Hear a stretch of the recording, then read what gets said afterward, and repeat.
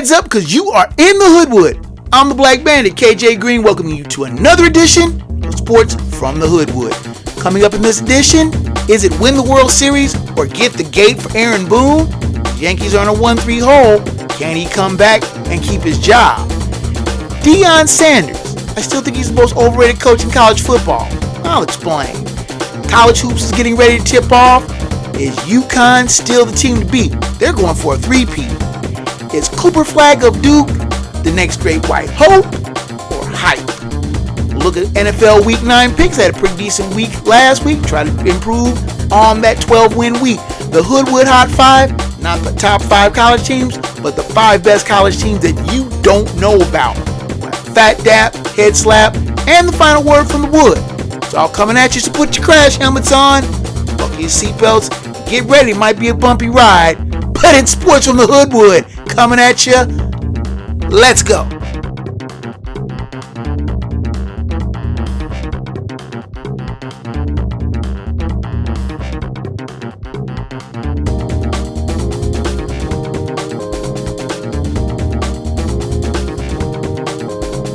You're tuned in to Sports from the Hoodwood, the internet's foremost location for the most honest, unfiltered commentary and insight on the world of sports.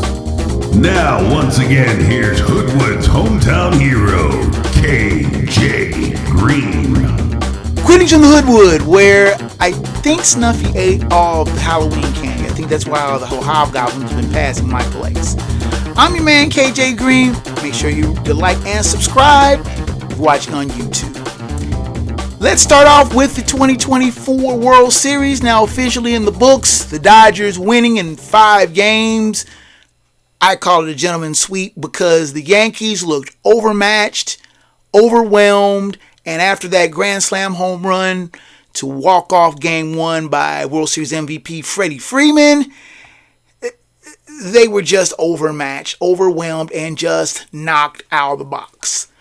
The Dodgers outplayed them pretty much all the way around. The game 4 blowout, I think, was kind of a toss away. Dave Roberts really didn't care about games 4 or 5 because he knew going back to LA with game 6, Yamamoto pitching game 6, Walker Buehler in his back pocket for game 7, even though he closed out game 5 with the save, that he had this series on lock.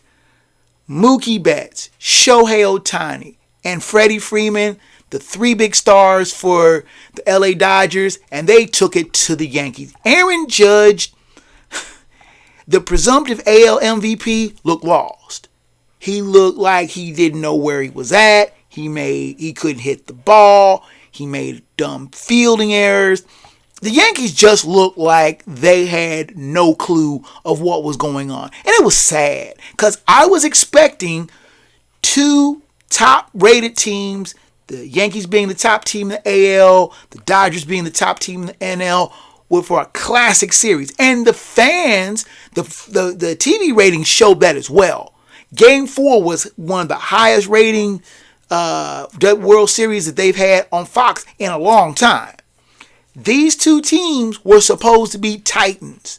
This was supposed to be an Ali Frazier type of fight. Going 7 games. I was picking it to go 6, but I figured all the games were going to be tight. After that game 1 walk-off, the Yanks were spent. You could just see them kind of chin to chest. I'm through. I thought the Dodgers were the better team, but I did not think that the domination was going to be so complete. The Yankees looked like, at times, like the White Sox, stumbling around in the field, making dumb base running blunders, not hitting in the clutch. With the exception of game 4, which, like I said before, I thought was a throwaway game, the World Series was basically a Dodgers walkover. Now, are they the best team in baseball? Tell me who's better. Right now, I think the Dodgers are the most complete team in baseball. And remember, they did this with Ohtani not pitching at all, because he was a pitcher, remember, and Clayton Kershaw being MIA. He didn't play that much. Walker Buehler did pitch very, very well in the series, but pitching was kind of iffy for the Dodgers. But they showed out. They showed up. The Yankees did not. And the Dodgers are the World Series champs. Can they repeat? It's a little early to be talking about that. But the money line should go for the Dodgers to being a strong contender. They've been in the playoffs each of the last 14 seasons, winning the division 12 of the last 14. Tell me why. Give me a good reason why the Dodgers cannot win another, at least get back to the postseason and make another deep run. As long as Shohei Ohtani is healthy and hitting the ball, if Mookie Betts continues to patrol the outfield the way he does, Freddie Freeman being a great bat in behind all of them, I don't see why not. Enough talk about the Dodgers. Let's talk about the Yankees. Aaron Boone may very well lose his job over this debacle. Now, people are saying, well, Boone got the Yankees to the World Series. Why are you going to run him out after the Dodgers were clearly the better team? The problem is the greater body of work. Aaron Boone has been the Yankees manager since 2018, and he has only missed the playoffs one time. But repeated failures in the playoffs, New York is just a different cat than everybody else. You put him in somewhere like, say, Cincinnati or San Francisco or, even across town in Queens for the Mets. He's not worrying about his job. But the Yankees expect World Series titles every year. And even though the Yankees have not won a World Series since Joe Girardi led them to the title in 2009, it's 15 years since the Yankees have hoisted the Commissioner's Trophy. And the Steinbrenners are notoriously impatient. They want a title now. They want a title yesterday. They want to win the World Series every year. Anything less is considered a failure. And Aaron Boone, while he is a good manager, may be feeling a little bit of heat. His seat might get hot. And with the Yankees holding the club option for 2025, he might be going looking for another job. Who would the Yankees go looking for if they run Boone out? Won't be Tito Francona, who is signed with the Reds. But you have to think, what manager will want to step into that skillet with that kind of pressure? Boone has shown he can handle the pressure, so he won't be hurting for a job anytime soon. But the Yankees expected to win the World Series and didn't. The Dodgers were the better team, clearly, but Boone may have to answer for the Yankees' failure.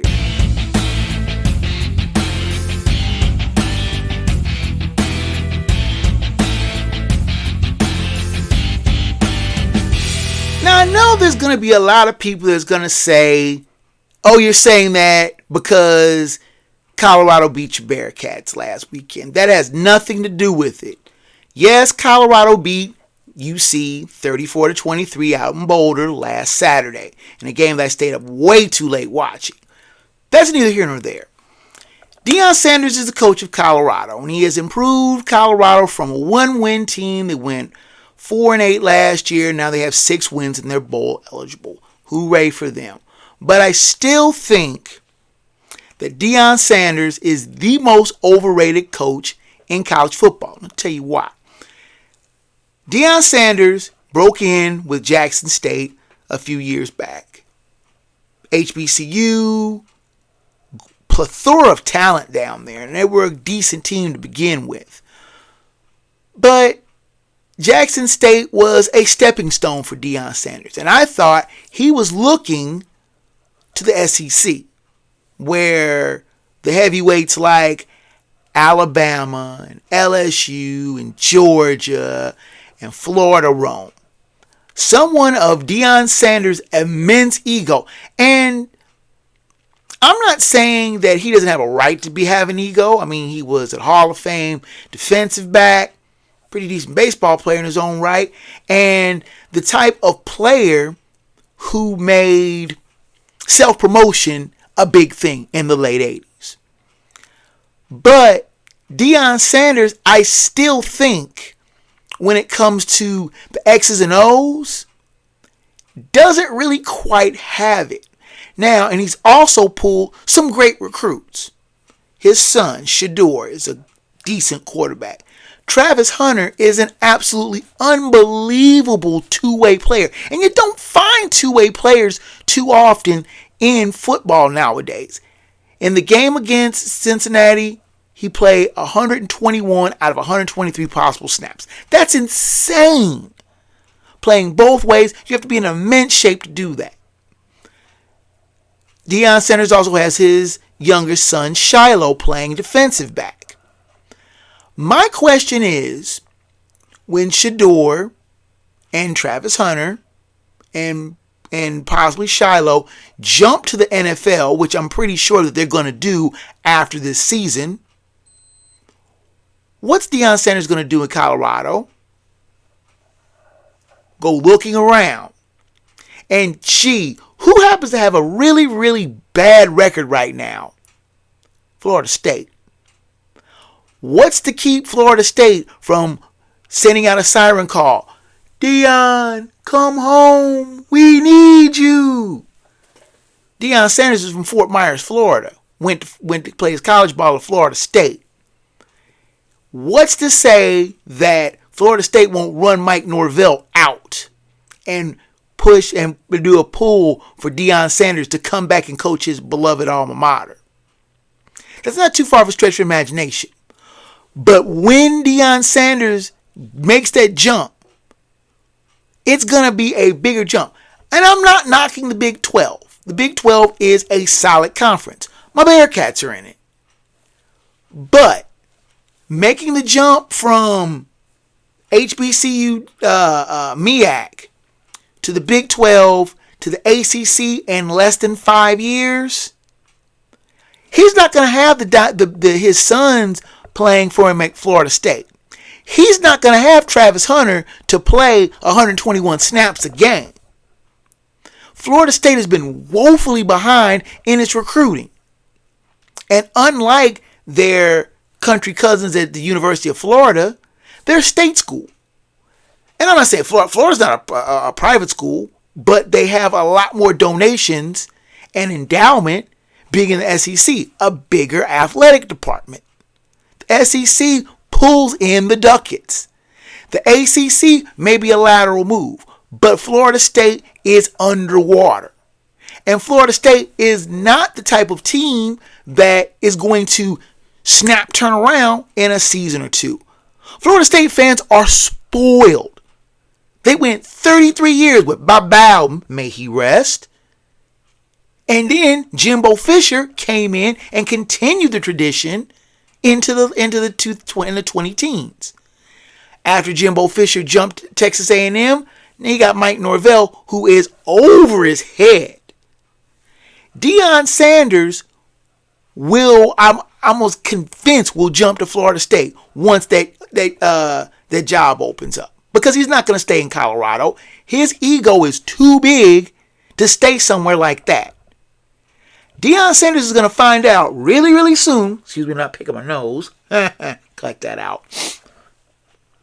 Deion Sanders is going to figure out real fast that without marquee talent, he's just a name. And a name can only get you so far in college coaching. And he's going to find out real fast that he's not the alpha dog coach he thinks he is. And reality is going to be a cold slap in the face. Let's take a time out. Come back. Look at college basketball. Hoops tipping off. Oh my goodness. The best time of the year. Why UConn could possibly be gunning for a three-peat. I'm going to test Danny Hurley. And is Cooper Flagg the next big thing? Or is he going to be a big bust? Sports from Hoodwood comes back at you.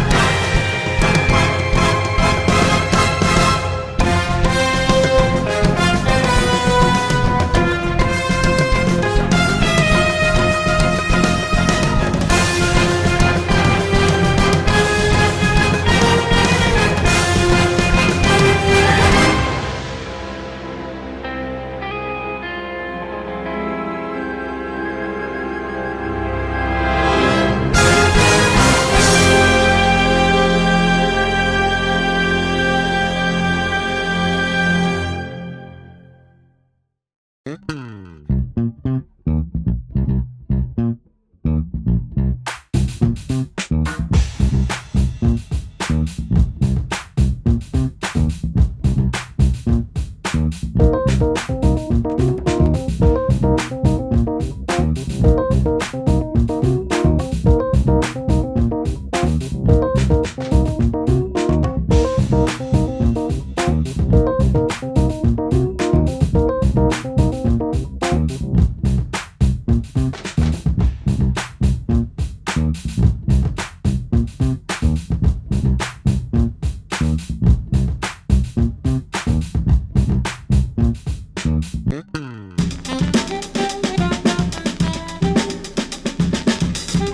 tuned in to Sports from the Hoodwood, the internet's premier destination for no-nonsense commentary, thorough analysis, and logical insight on the world of sports.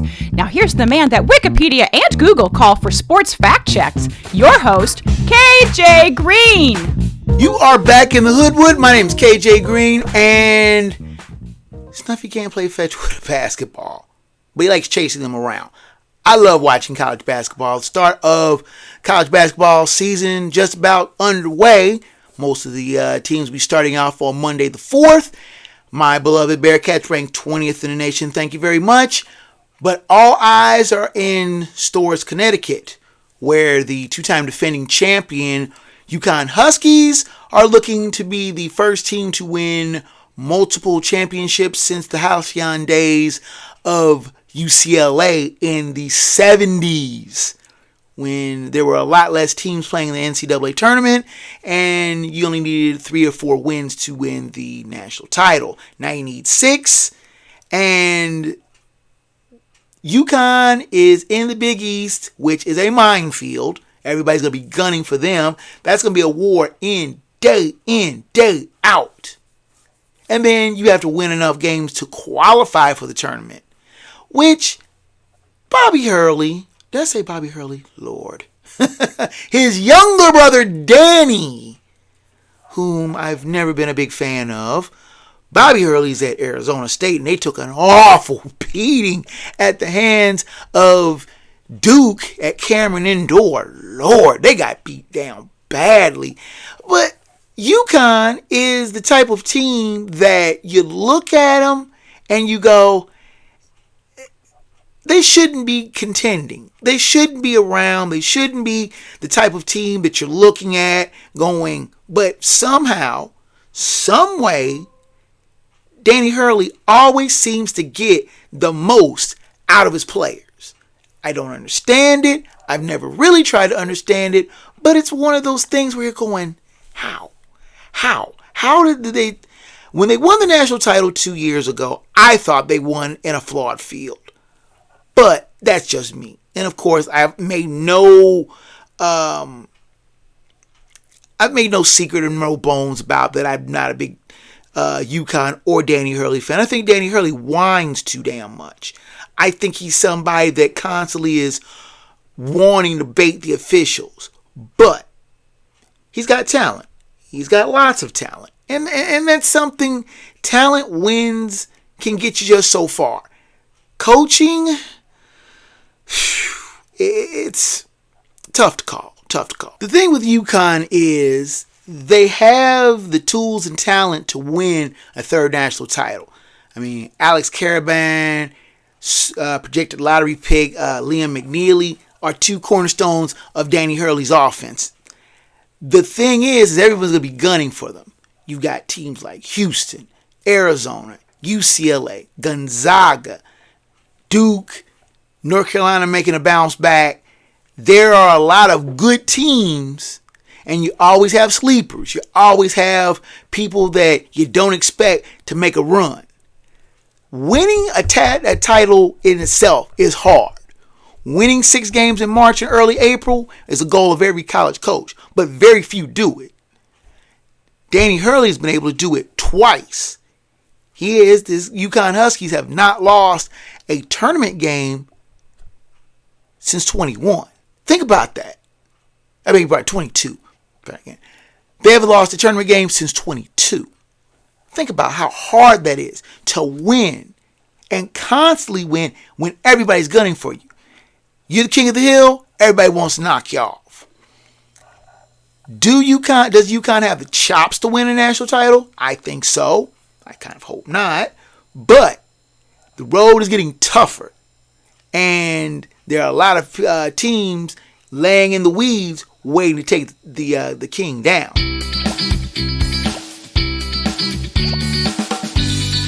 Let's stay in college basketball. And I have never been one for overhyped freshmen in college basketball. And you go all the way back to Carmelo Anthony, who was a precocious freshman for Syracuse's title-winning team in 2003, to find a freshman that actually led his team to a title. That being said, Duke seems to always have the corner of the market when it comes to hype freshmen. One can go back just as recently as Zion Williamson, who was must-see TV every time he took the court. He played 1 year for Duke and was out the door as a top draft pick for the New Orleans Pelicans, who he still plays for today. Duke's newest hype machine is around a 6'9" forward/guard, 17 years old, by the name of Cooper Flagg. Cooper Flagg played at Montverde Academy, reclassified from class of 2025. He will turn 18 on December 21st.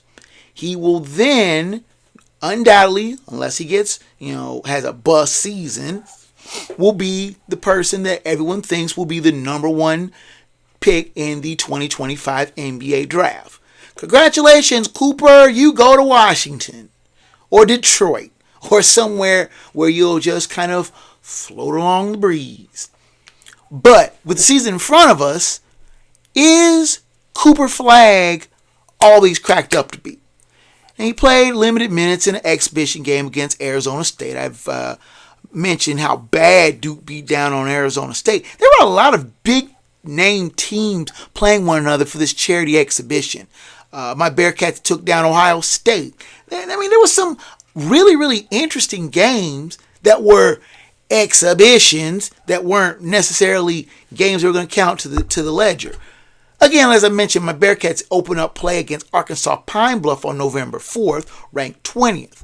Number one team, of course, is still UConn. But is this Cooper Flagg going to be all he's cracked up to be? I remember Mike Krzyzewski, when he coached Duke for 40 years, he was not one to bring along freshmen to play that many minutes. He let them come along slowly. I remember Grant Hill, who was the same age as me, playing as a freshman at Duke, and people were thinking, a freshman getting good minutes at Duke? It doesn't really happen. John Shire, who succeeded Mike Krzyzewski after his 40-year tenure at Duke, is heavily recruiting, recruited Flagg, got him to Durham, and now looks like he's going to throw him right in the fire right away. Will he live up to the hype?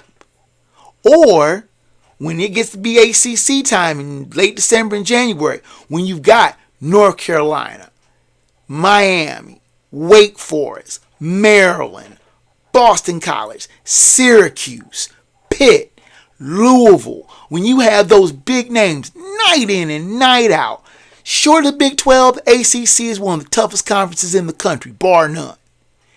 Will he crack under the pressure? Because he's under a lot of pressure. He is under a lot of pressure to bring up big numbers and live up to the hype. And the NBA scouts are watching him. They thinking he could be a one and done. You don't see too many one and done. Zion Williamson being a notable exception. But you don't see a lot of one and dones coming out of Duke. The only two one and dones I can think of that came out of Duke were Zion Williamson and Kyrie Irving. Both of them are NBA stars. But, and I'm not trying to make this a race thing, so please don't think I am. But you don't see a lot of let's put it like this. I remember I gave a fat dap last year to Mac McClung winning the slam dunk contest. I was basically quoted McLemore said, that's cold ass white boy. That being said, can Cooper Flagg jump into that cold ass white boy status? The dunks he has made, the kid likes to go to the rack and go hard. But can he get away with this in the ACC where he comes to the hole, he's going to get forearm. He's going to get bodied hard. And does he have the body makeup and the wherewithal to be able to survive that kind of punishment? Something to be able to watch for. Something's going to be interesting. I'm going to watch it. I'm not much of a Duke fan, but I'll be interested to see how he holds up. Let's take a time out. Come back with NFL Week 9. Did pretty good last week. See if I can keep it going. Sports with Hoodwood rolls on after this.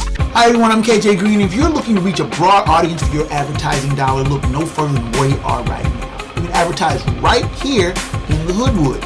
If you need spots created as well, Black Banner Productions Enterprises can create commercial content that drives sales and gets results. You can send your inquiries to ads at blackbannerproductions.com. Black Banner Productions and Enterprises. Sounds, ideas, and images in the 21st century.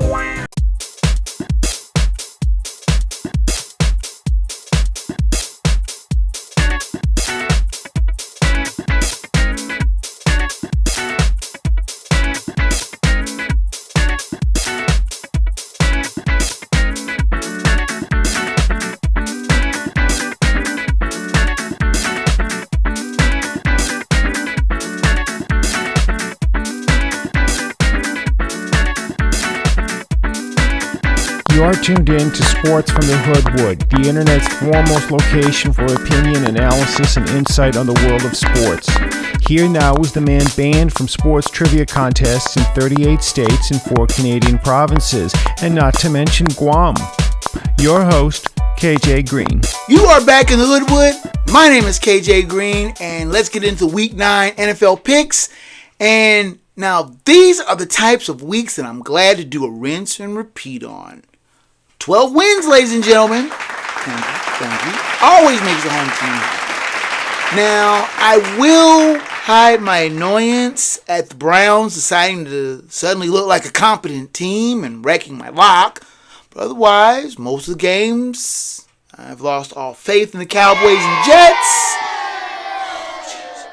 Most of the picks came down pretty much the way I had called them. And you run the risk of a fat lip if you mention the Vikings debacle last Thursday, so we'll just skip that. But with a sense of renewed optimism, I present this week's picks to you for your review, perusal, and approval. All lines are provided by ESPN Bet and are for entertainment and comparison purposes only. If you bet the lines, get took, lose the money for the Thanksgiving feast, and have to hit the dollar store for that suspect turkey, the one that's called Turka, that's on you. Now, with the exception of Thursday's games, all times are listed as Eastern Standard. Fall back this Sunday. And do consult the fine website of 506sports.com for a full coverage map of the games in your area. Now, the 49ers, who are 4-4 after defeating the Cowboys 30-24, and the Steelers, who are 6-2 after defeating the Giants 26-18, are on their respective byes this week. Let's get into the game, shall we? Start out with the Halloween game on Thursday, October 31st. We have the 6-2 Texans taking on the 2-6 Jets at MetLife Stadium in East Rutherford, New Jersey. 8:15 kickoff on Amazon Prime. The Jets are favored by a single point. Last week, the Texans defeated the Colts 23-20, while the Jets lost to the Patriots 25-22. Fast fact is the Jets became the first team to lose a game despite scoring 20, having no turnovers, and holding the other team to under 250 yards offense. The last 750 times that happened, that team won the game. Now, the Texans won a tense duel with their rival Colts and now must make the quick turnaround to face the dispirited Jets in Gotham. The Jets' latest loss being a fall from ahead to the equally woeful Pats. CJ Stroud is a beast. And I will continue to say that until someone proves me wrong. Are the Jets going to prove me wrong? Nope. Pick here's Houston. Let's get to the games of Sunday, October 27th. All times are Eastern Standard. Remember to fall back. First on the docket, we have the 2-6 Patriots taking on the 1-6 Titans at Nissan Stadium in Nashville. 1 o'clock kickoff on Fox. The Titans are 3-point favorites. Last week, the Patriots defeated the Jets 25-22, while the Titans lost to the Lions 52-14. Fast fact is the Patriots' 25 points last week was a season high, something the Titans have only surpassed only once this season, and that was a win against the Miami Dolphins. Let's get this yawner out of the way first. Sorry, I didn't mean to yawn. Just that prospects of looking at these two teams clashing on the field is just a little bit more than my heavy-lidded eyes would be able to take. The Pats rallied late to beat their divisional rival, now head to the Mid-South, to face a woefully bad Titan squad that took a frightful beating at the hands of the Lions. This is a matchup of two really unexciting teams. I won't say much more to bore you about it. Pick here is New England. Next on the docket, we have the 2-6 Raiders taking on the 3-5 Bengals at Paycor Stadium in Cincinnati. 1 o'clock kickoff on Fox. The Bengals are 8-point favorites. Last week, the Raiders lost to the Chiefs 27-20, while the Bengals lost to the Eagles 37-17. Fast fact here is the Raiders are winless in their last 4 trips to Cincinnati, including their playoff loss to the Bengals in 2022. Now, the Raiders, despite hanging tough with the Chiefs, are scaring no one. Head to the Queen City to face an equally frustrating Bengals squad. Then the Bengals were playing tough with the Eagles and were tied late in the third quarter when the wheels suddenly came off and an epic collapse as they gave up 20 unanswered points. As much as I think that the Bengals are about to come unglued, they will end up salving the natives with a "why don't you play like this all the time" type win. Pick here is Cincinnati. Next on the docket, we have the 4-3 Chargers taking on the 2-6 Browns at Huntington Bank Stadium in Cleveland. 1 o'clock kickoff on CBS. The Chargers are favored by 1.5 points. Last week, the Chargers defeated the Saints 26-8, while the Browns defeated the Ravens 29-24. Fast fact is the Chargers have won the past 4 meetings, the last 2 of them also in Cleveland. Now, the Chargers slogged through a boring win over the Saints. Now head east to face a Browns team that looks like they got a new lease on life. Say what you want about Jameis Winston, but he has given the Browns offense a spark that Deshaun Watson never could. And he ran them to a heretofore unthinkable win over the Ravens. Can he pull it off again? The Chargers are a Western team, heading east for an early start, and the clock going back as well. Why does this have the smell of a lost weekend for Jim Harbaugh and company? The pick is Cleveland. Next on the docket, we have the 3-4 Cowboys taking on the 5-3 Falcons at Mercedes-Benz Stadium in Atlanta. 1 o'clock kickoff on Fox. The Falcons are 2.5-point favorites. Last week, the Cowboys lost to the 49ers 30-24, while the Falcons defeated the Buccaneers 31-26. Now, the fast fact here is the Cowboys have won the last 2 meetings and scoring 40 points each time. Cowboys have yet to score 40 points once this season, though they've had 40 points scored on them twice this season. Now, the Pokes are looking more and more disjointed by the week, and even with a bye, they couldn't get their act together by the Bay last Sunday night. They head to Atlanta to face a Falcons team coming off a shootout win with the Bucks to put them in the NFC South lead. Kirk Cousins is playing solidly, and the Falcons are winning. On the other hand, the same cannot be said about Dak Prescott, whose maddeningly inconsistent play and the Pokes offense is showing so badly. I can't believe I'm saying this. I've lost all confidence in the Cowboys. The pick here is Atlanta. Next on the docket, we have the 2-6 Saints taking on the 1-7 Panthers at Bank of America Stadium in Charlotte. 1 o'clock kickoff on CBS. The Saints are 7-point favorites. Last week, the Saints lost to the Chargers 26-8, while the Panthers lost to the Broncos 28-14. Now, the fast fact here is the Saints scored 91 points in their first 2 wins, but have only scored 94 points during their 6-game slide. This is a game that no one wants to see. I don't even think the people in New Orleans and Charlotte want to see this. Both teams are playing horrible, and this is just a game of 2 bad teams. The Saints might be cheered by the Panthers' non-existent defense, but who quarterbacks the Saints' offense? It's the biggest question. Matter of fact, will Bryce Young for the Panthers stay in the starting lineup, or would Andy Dalton return to the pilot Panthers offense? Does this sound like a soap opera? We just need the organ music for the old-time soap operas. I think the Panthers will pull the shocker. That's why I'm making Carolina the Hoodwood upset of the week. Next on the docket, we have the 5-3 Broncos taking on the 5-3 Ravens at M&T Bank Stadium in Baltimore. 1 o'clock kickoff on CBS. The Ravens are 9.5-point favorites.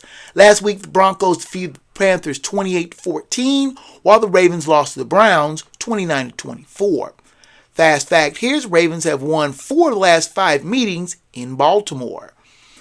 The Broncos got their fill in pounding a weak Panthers team, so much so that a few of the Panthers accused Sean Payton of running up the score. Really? The Broncos don't have that type of offense. Now they have to face brutal reality as they head to Baltimore to face a Ravens team stung by an unexpected pratfall loss to the Browns in a game that they let slip away by allowing a late score. The Broncos will find out real fast that the Ravens aren't the weak NFC South teams they've gotten used to getting fattened up on the last couple of weeks.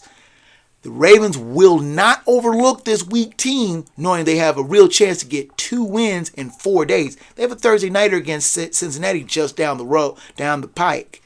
Pick here is Baltimore. Let's take a time out. Come back with the rest of the early games, the late games, and the primetime games of this NFL Week 9 picks. Sports from the Hoodwood comes back at you after this.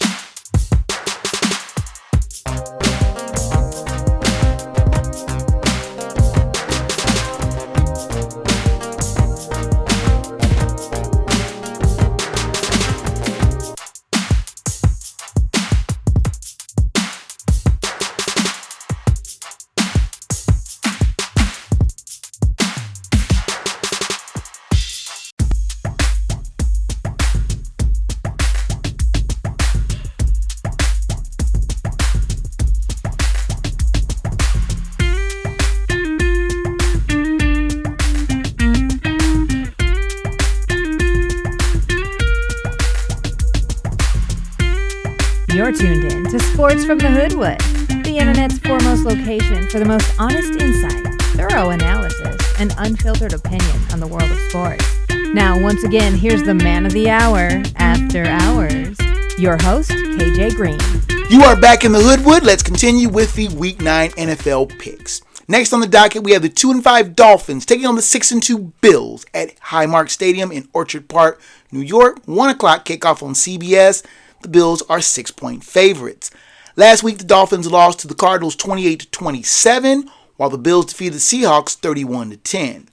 Fast fact, here's the Bills have won 12 of the last 13 meetings and the last 8 in Buffalo.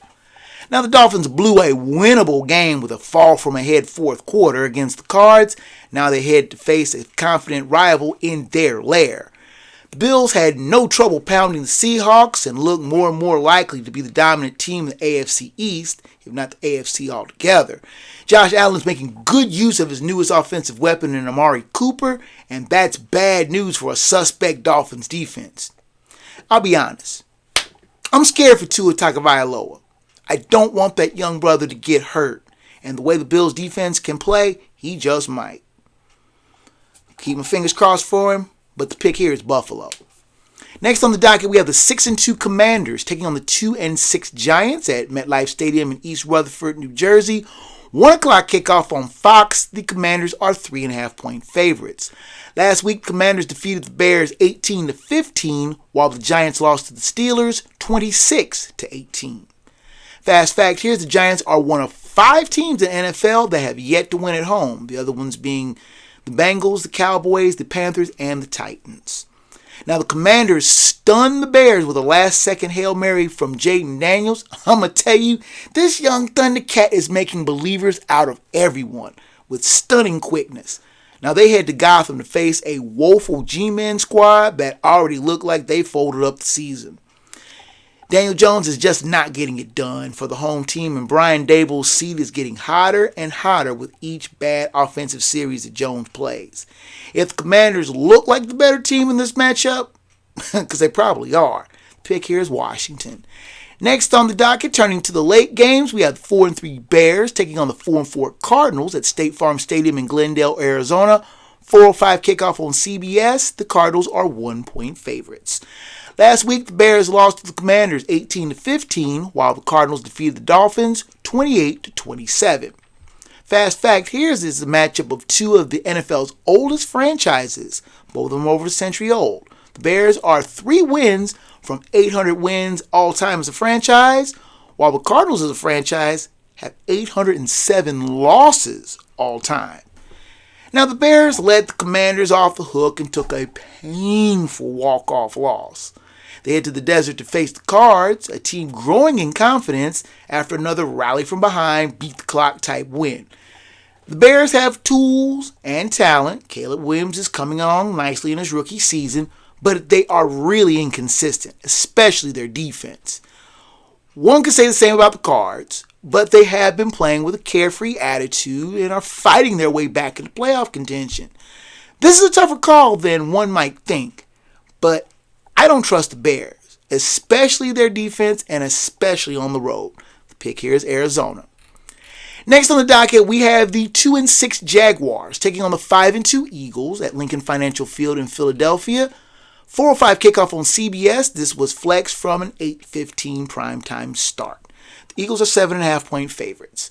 Last week, the Jaguars lost to the Packers 30-27, while the Eagles defeated the Bengals 37-17. Now, the fast fact here is the Eagles have won the past 4 meetings. The last Jags win in the series was a 13-6 win in 2006, and that's their only win in the series in Philadelphia. Now, the Jags gave it a go at home against the Packers, but fell short and now have the unenviable task of heading to Philly to face a rejuvenated Eagles squad that blew open a tight match with the Bengals with a 20-point fourth quarter run. Now, the Eagles are a dangerous team when healthy, and Jalen Hurts might be feeling slighted when the talk of the young gun quarterbacks keeps overlooking him. He will take it out on the Jags and a Philly crowd not happy about being flexed out of a primetime date will be in rare form. That's why I'm making the Philadelphia Eagles the Hoodwood lock of the week. Next up, we have the 3-4 Rams taking on the 4-4 Seahawks at Lumen Field in Seattle. 4:25 kickoff on Fox.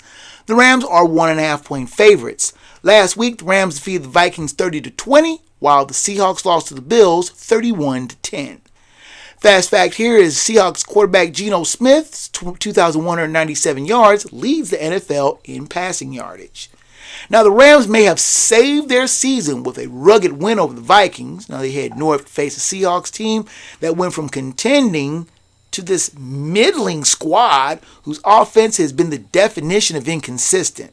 Now, the Rams were cheered by the return of stellar wideouts Puka Nacua and Cooper Kupp.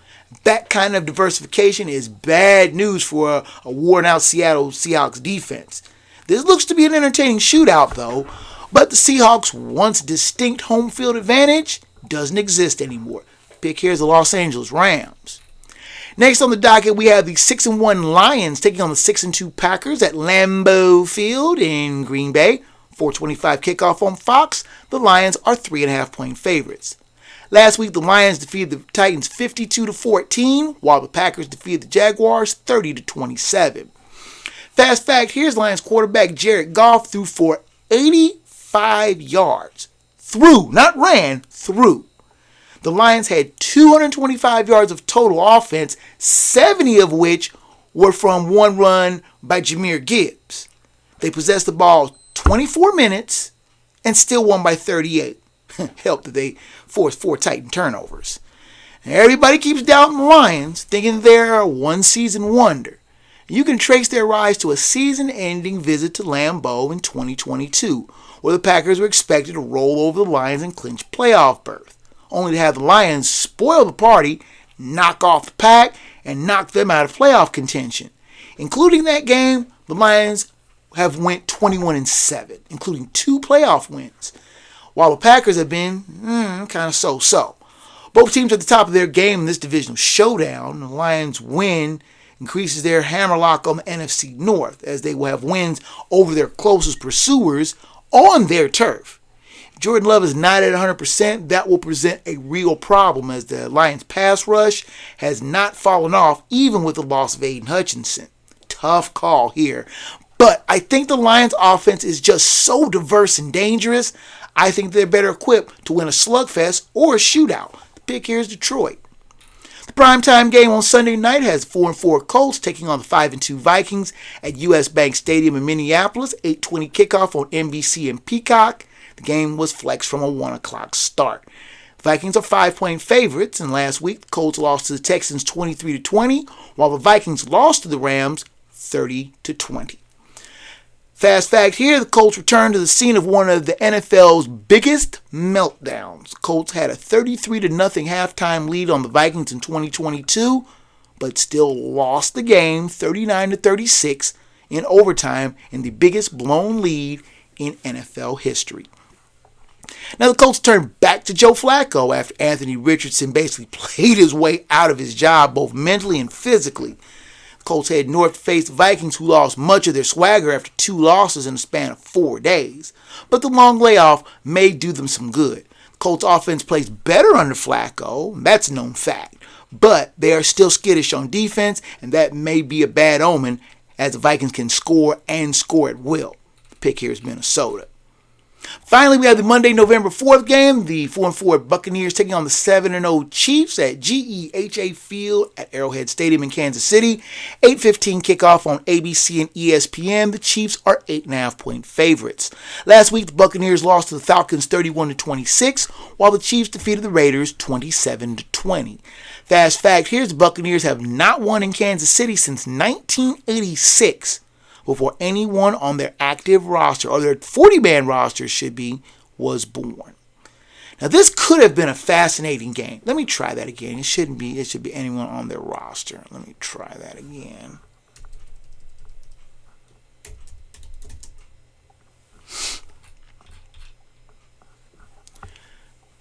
Finally, we have the Monday night game, Monday, November 4th, 4-4 Buccaneers taking on the 7-0 Chiefs at GEHA Field at Arrowhead Stadium, Kansas City. 8:15 kickoff on ABC and ESPN. The Chiefs are 8.5-point favorites.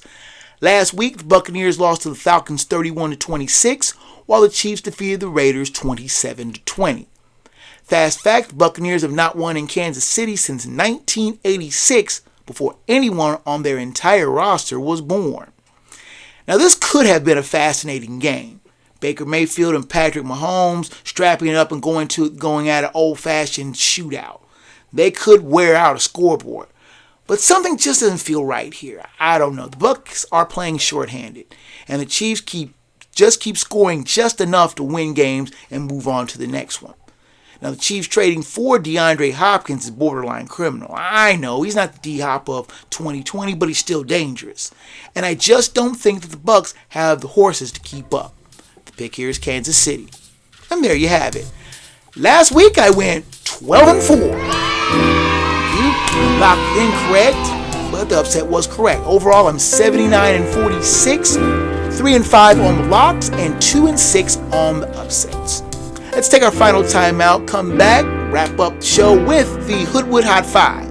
Fat Dap, Head Slap, and the final word from the Wood. Sports from Hoodwood heads down the home stretch after this.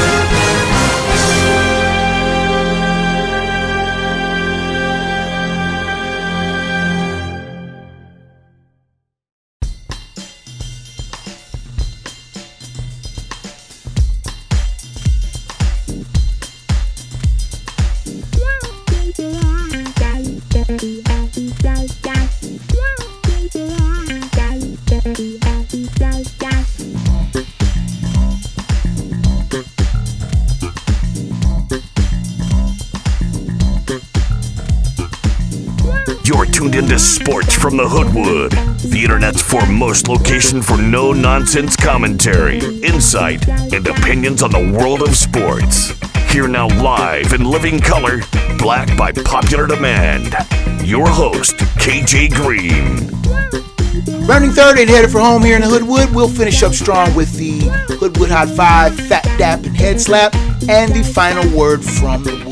We'll start out with the Hoodwood Hot 5 instead of going through the college top 5 as I've been doing the past few weeks. Well, actually, I just started last week, but then there's no change in the rankings. So instead, I'll give you the 5 best college teams that you don't know enough about. Start at number 5 with the 13th ranked Indiana Hoosiers. We're talking about football, not basketball. The Hoosiers are 8-0 after knocking off Washington, and they have the type of schedule that they could really make some noise. They have 2 games against the Michigan-based teams. They have to go play Sparty, and then they host Michigan. That might be one of their toughest tests. They have a week off before they play Ohio State, and then their rival in Purdue. They could realistically be 11-1 and finish high enough to maybe qualify for the Big Ten championship against Penn State or Ohio State. You never know. This is a team that you need to keep an eye on. Our 4th highest team on the Hoodwood Hot 5 of 5 best college teams that you don't know enough about are the Pitt Panthers. They're ranked 18th. They're 7-0. Now, this one kind of stings a little bit because my beloved Bearcats had this team down 27-6 at home in the 4th quarter and blew it. That just irks me to no end because Pitt has been challenged yet the rest of the season. They're 7-0 and they could realistically run the table and win the ACC crown and get a playoff spot. Go figure. Our number 3 ranked team in the Hoodwood Hot 5 are the Iowa State Cyclones. They're ranked 11th and they're 7-0. This is another team that has flown under the radar. They're a good team. They've never won double-digit games in their history, but they could very well do it and be in contention for a CFP playoff berth. Could they win the Big 12? It's a distinct possibility. Our number 2 ranked team in the Hoodwood Hot 5 are the Boise State Broncos. Now, they're ranked 15th. They're 6-1. But the reason they may stand out a little bit more than some of these other ones is the outstanding play of running back Ashton Jeanty. 1,376 yards, 18 touchdowns. He's averaging 8.6 yards a carry. A carry! You don't get, that's numbers that are just obscene. He is one of the top contenders of the Heisman. I don't want to hear about Travis Hunter. I don't want to hear about Dylan Gabriel. If I had to vote, I give it to Ashton Jeanty and call it a day. He's keeping the Broncos on the fringe of a possible sleeper berth in the CFP. Don't laugh. That's a team that no one wants to deal with. Now, our number 1 team in the 5 best college teams that you don't know enough about are the Army Black Knights. West Point. That's right. Army. Army hasn't been this good in forever. There is a distinct possibility that their counterpart in Navy and Army could play each other 2 times in back-to-back weeks. The American Championship and then the classic Army-Navy game. Here's something I propose. Make the Army-Navy game, the traditional one, be the first game that they play. The pageantry and everything. Put that game in, I believe that game this year is going to be played in Baltimore. Play that game with all the tradition and pageantry and everything, and then make the American Championship the week after, where you would normally play the Army-Navy game for the American Championship. That way, the first game has all the pageantry, the second game has all the high stakes. That's my Hot 5. What's yours?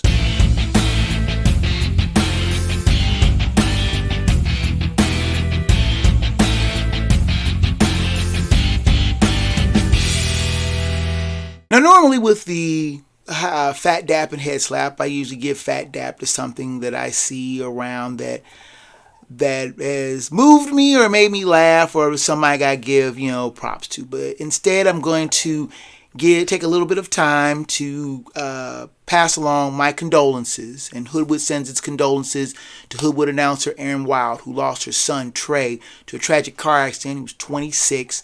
Fine, upstanding young man, and I won't even give him grief because he was a Packers fan, dedicated Packers fan, and a young up-and-coming announcer himself. As a parent, I could not imagine the kind of pain and grief that our dear friend Erin is going through. Hoodwood sends its condolences. We love you. We wish you the best. Trey was good, from what I can see, is a good, young, God-fearing man, and was very, very close to his mother. So I can't even begin to imagine the pain that she's going through. Hoodwood sends its condolences. That's our Fat Dap. We're sending our love. Our head slap of the week is twofold. Our first head slap of the week goes to Tyreek Stevenson of the Bears.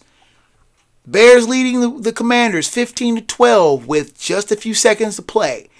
Stevenson is taunting the Northwest Stadium crowd because it looks like the Bears are going to pull off the victory. It's a small problem. He doesn't get back into coverage quick enough. As he gets over to the Hail Mary scrum, leaps up, tips the ball right into the waiting hands of Noah Brown, who plays for the Commanders. He's standing in the end zone. That's ball game. Tyreek Stevenson, you gotta know better. Come on, cuz, please. That's just not right. Our other head slap of the week, and I won't even give the dignity of the two names of the two asshat Yankee fans who interfered with Dodger right fielder Mookie Betts, who was trying to catch a foul ball. They tried to wrench the ball out of his hands, and the other one's pulling his arm. Betts could have been seriously hurt in this. This wasn't a Steve Bartman type of thing where Moises Alou goes into the stands and runs into the guy trying to catch a foul ball. These two guys were trying to hurt Betts. They were banned from Yankee Stadium for Game 5. They were season ticket holders. Those tickets cost a couple of $1,000s. Good job, asshats. You're not going to get to see Game 5 of the World Series. A massive head slap to those two dolts who I won't even dignify by mentioning their names because I'm not going to give them publicity. And I could give a head slap to Rob Gronkowski, who said he knew both of the idiots and said they were just passionate fans. No, Gronk, that's not passion, that's stupidity. Now, without much further ado, let's go to the final word from the wood.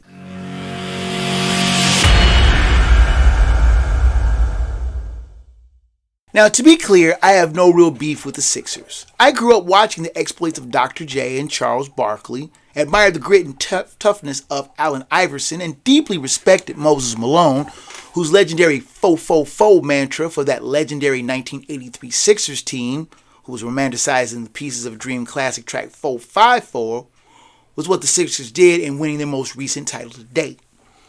When the Sixers fell off, I felt bad for them and their long-suffering hoop fans. Now note that this courtesy doesn't extend to any of their other fans in football, baseball, and hockey. Just hoop, but I digress. But as of recent, the Sixers have returned to being a respected hoop squad, led primarily by their big man Joel Embiid. Embiid came to the Sixers 10 years ago from Kansas, and despite missing his first 2 full seasons due to a litany of injuries, has been the big man of the Sixers' dreams. Last year, he averaged 34.7 points, 11 rebounds, and 5.6 assists per game. These are mind-blowing numbers, but there's a single problem with that. He didn't play in enough games to qualify for the scoring crown or any postseason's awards. Embiid only played 39 games last season, and he has never played more than 68 games in any single season. In his MVP season of 2023, he only played 66 games. Embiid hasn't played competitively since being on the Olympic squad back in August, where he helped Team USA win the gold medal. In 5 games, he averaged 11.2 points, 3.8 rebounds, and 1.4 assists, and a block per game while shooting 56.8% from the field. Now, Embiid has yet to play in a game this season, a situation that the Sixers are calling left knee management. And the Sixers did get fined $100,000 for their reporting of Embiid's so-called rest or left knee management. Though the NBA has investigated why Embiid didn't play in the Sixers' opening night loss to the Bucks, it's supposed to be typical for the league to investigate why a superstar doesn't play in a nationally televised game. The Sixers maintain that Embiid is, quote, responding well to an individualized plan and will ramp up his return to play activities this week, including going through scrimmages. Again, the NBA didn't buy it and fined the Sixers $100,000. Now, the Sixers also made a big splash this offseason when they signed 9-time All-Star Paul George to a 4-year deal worth $212 million. But George, like Embiid, has yet to play a game for his new club. George is another player with oodles of talent, but he may be just as prone to getting hurt as he is getting on the court. He suffered a bone bruise after hyperextending his left knee in the preseason. While he suffered no structural damage, he has yet to play this season as well. Did I also mention that Embiid also signed a big money deal as well? A $193 million contract extension. Now, back in the day, the Spurs got fined heavily when they sat their superstar Tim Duncan in the past for big matchups against the then LeBron James-led Heat. Now, the Sixers, as I mentioned, got fined $100,000 and may face steeper fines if Embiid or George don't play enough games. You may be asking me why I'm beefing about these players and their health status. I don't have an issue with players resting and players not wanting to overdo it. And I get the season's a long grind and it is just still October, the beginning of the season. These players should be in the best possible shape. Embiid has said that he won't play back-to-back games. And that's good for his health, but what of that fan that saved up to see the Sixers come through Denver or Phoenix or Portland, their only visit of the year? What if he sits out that game? Or that kid that has that Paul George poster on his wall and wants to see his hoop hero. His parents get him tickets and George doesn't play because he's resting. I know this happens in all sports, but for a player to plan to sit out back-to-back games and be a healthy scratch in others is borderline unacceptable. Players make oodles of money and they have a right, if not a responsibility, to go out and give it their best effort as often as they can. I understand bumps and bruises and being hurt. That's part of the game. But being a healthy scratch more than a couple of games is just unacceptable. And it's something that Embiid and George have to be called an account for. This is big money that they're getting paid to just sit out. I've been wanting to knock Ben Simmons for just sitting out because he's not mentally right. Oh, as a player not being physically right may be a bit of a different subject, but it's still just, it's an optic that's all wrong. And that is the final word from the Wood.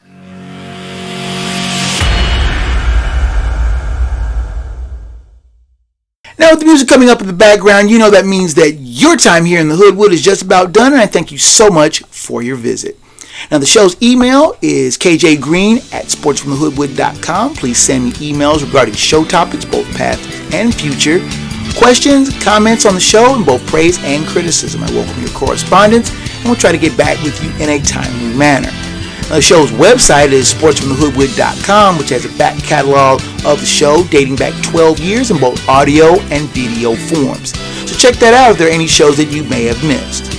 You can join the debate and conversation on the Facebook Sports from the Hoodwood page. It also has a video podcast simulcast, as well as other topics, funny stuff that I find, and plenty of great sports debate that is sent in by our contributors. It's a place that you'll find me frequently because I post very often and I respond to posts there as well.